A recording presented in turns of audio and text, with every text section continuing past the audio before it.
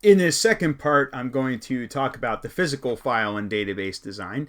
So this is where we get into the actual nuts and bolts of building our database, and perhaps the coding using something like the structured query language, for example, or some other data definition language, depending on the on whatever database type is selected. So first we have to talk about designing fields, right?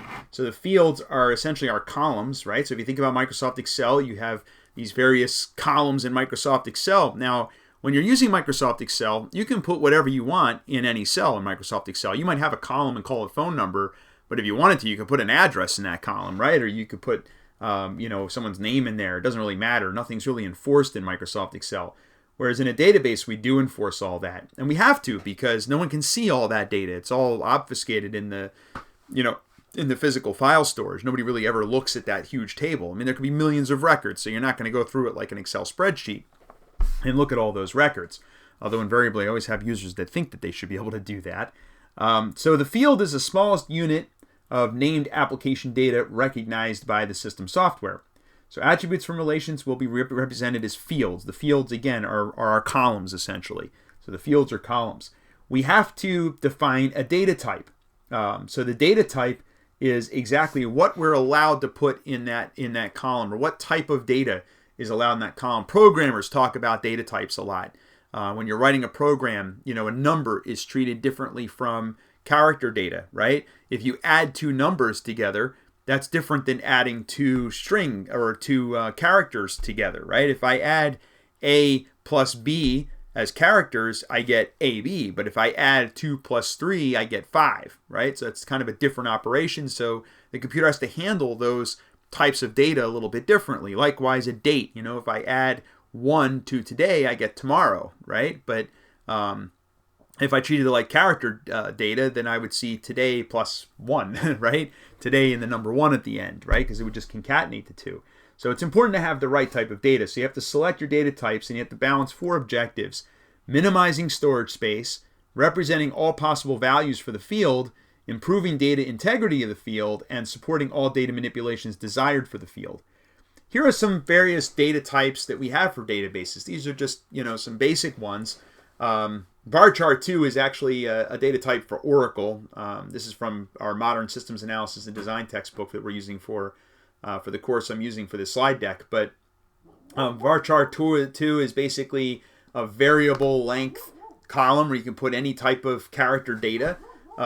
Char data a char field is a fixed length character data field, where no matter what data you put into that field, it's always going to be the same length. So even if you only put 2 characters, if it's set to 255 for the length, it'll always have 255 characters. You just only happen to be using 2 of them. Where with the varchar, it will only use 2, not all 255 if that's the maximum length. And there's various reasons why you would use one or the other. Probably the main reason for using char, where fixed length, is it's easy to manipulate that data without reorganizing the data in the table, right? So if I'm constantly changing the value of a field, if it's variable in length, then I can't just change it in place. I have to create a new entry, a new row, and that's going to kind of ruin my day if I'm doing that a lot. Whereas with a varchar, or with a char rather, I don't have to do that. I can just change it in place because it's always a fixed length. Long is just a lot of data in a column. Numbers are just, that's just like what it sounds like. It's an integer or a number. There's different kinds of numbers like decimals and integers and floating point. You can have dates, which again is another special type of data. Blob is pretty much anything else. It stands for binary large object, although I'm pretty sure that somebody backfilled the term blob to stand for binary large object. But blobs are pretty much all those other things, like if you wanted to have a column that stored a picture or an audio clip or a video or something like that, or some large binary object. For example, you might want to take a whole Word document and store it as a column. This whole Word document that gets created, or a PDF or something like that, that would get put into a blob column. So we have to come up with what those fields are. Some fields are calculated, meaning they're computed. For example, if I'm going to store I might store the date of birth for a person, but there's no reason to put their age in because we could just calculate their age.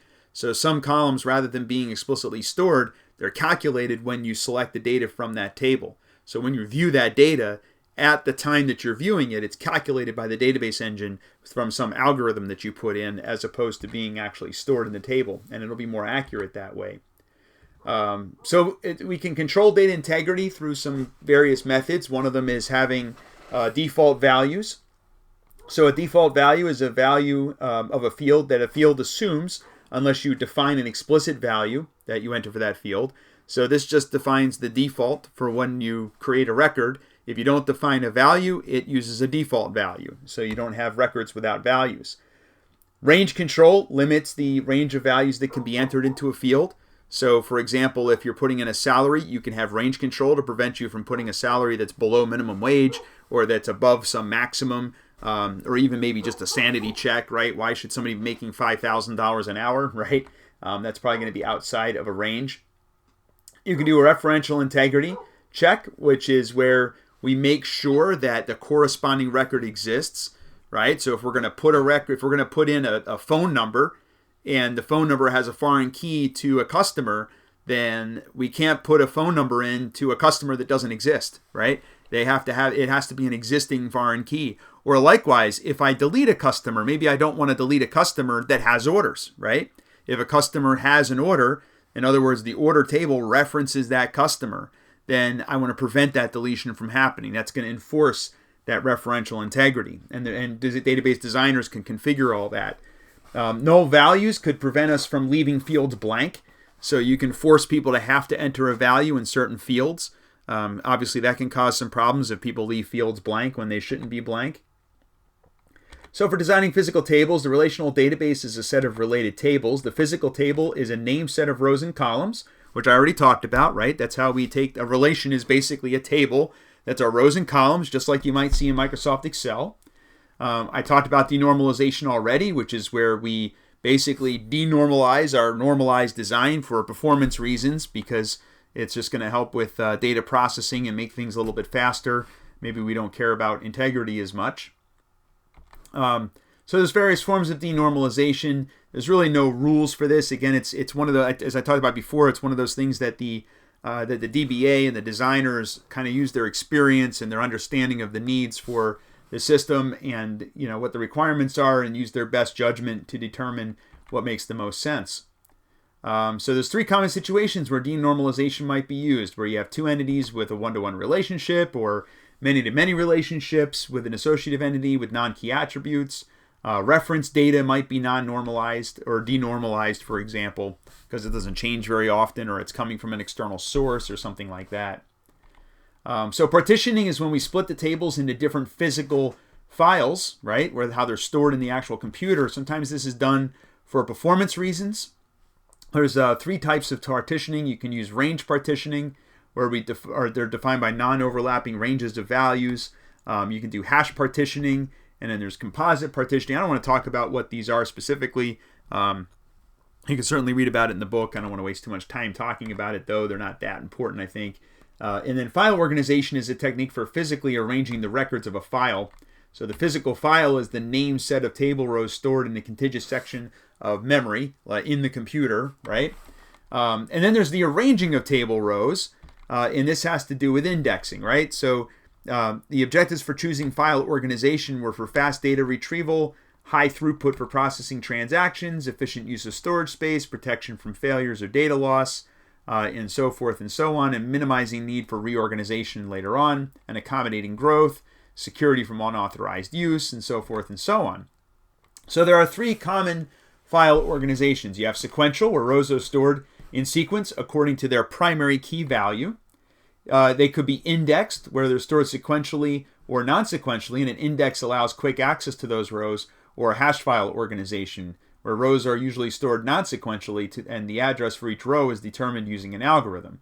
And here's just a pictorial of what these might look like. I guess to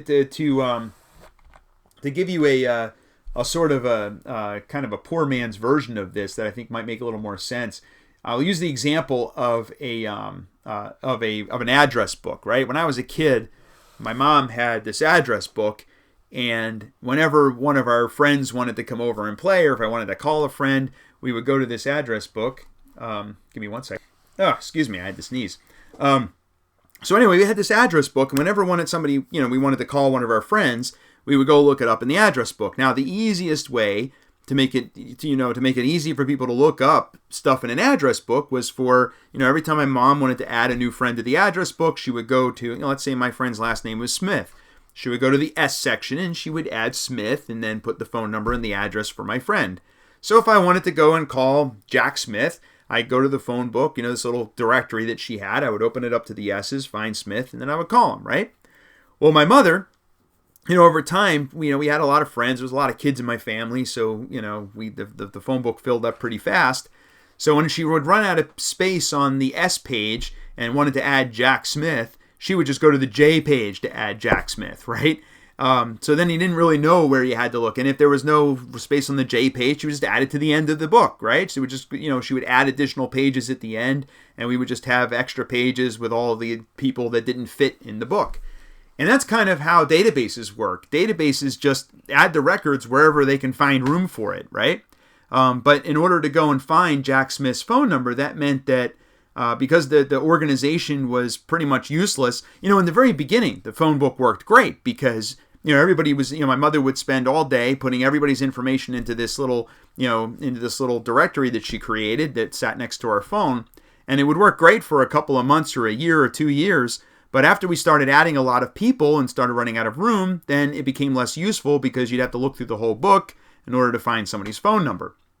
So the way we would fix that is we would buy her a new little book that for Christmas or for Mother's Day or something, and then she would sit and rewrite all the phone numbers.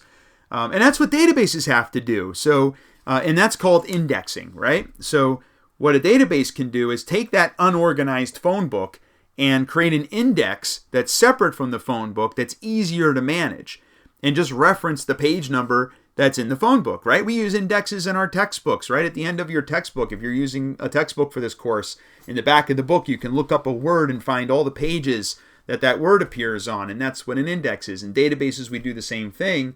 So we have to design those indexes to be efficient for our database, right? So we have to design indexes that are going to make sense in our databases so that we can make sure that people can find things as quickly as possible in the database. I don't want to get into too much detail on how we create indexes and all the different types of indexes, but what's really important for me is that you understand the concept of indexes and why we do that and why database designers need to make sure that they do that in order to have an efficient database. So as far as file restoration, so we can periodically make backups of our files. So this is, of course, is another important thing. In our information system, pretty much all of our data that changes a lot, right? So all the data that's constantly in flux and is being changed is in the database. Once we build and deploy a system, the code for the system itself is not going to change all that often. So if we lose all of that code and all of that program data, that's okay. We can just put our latest version of it back in place and we're good to go. But if we lose our database, if we lose the actual database, then all of that transient data, all the data that's constantly in flux and being changed and updated all the time, all those transactions, that gets lost, then we have a big problem. So it's really important to make sure we have a way to back up our databases and restore our databases and maintain operations. What we call 5 nines of uptime, right? 99.999% uptime by having distributed database systems. And we're going to talk about distributed systems in another unit. So I'll revisit that topic of distributed systems later on. But we want to make sure that we have a data structure and a database management system that supports being able to back up our files automatically and our databases automatically, being able to restore those when we need to restore them, and fix them when somebody screws up, right? Somebody accidentally, I've done this before, I go in a database and I accidentally delete all of the customers, right? We should have a way to reverse that, to get back all of our customers when somebody does something dumb like that. And I did that one time on a database that I didn't have backups on, and we had to hire somebody to spend a month retyping all of this customer data back into the system, because luckily they had paper copies in filing cabinets still. So we had to re-input all that data, which is a major problem, right? But if we had an adequate backup plan, we wouldn't have had to do that. And of course, your book talks about encrypting the data to protect it while it's in storage. prohibiting users from being able to directly manipulate data that's in the database itself. We should have applications in front of the database that control access, and so forth and so on. So your book talks about a lot of that stuff. All right, so in this unit we talked a lot about databases, how they're designed, how they're developed. So if you have any questions or concerns, let me know, and that concludes our unit on database design.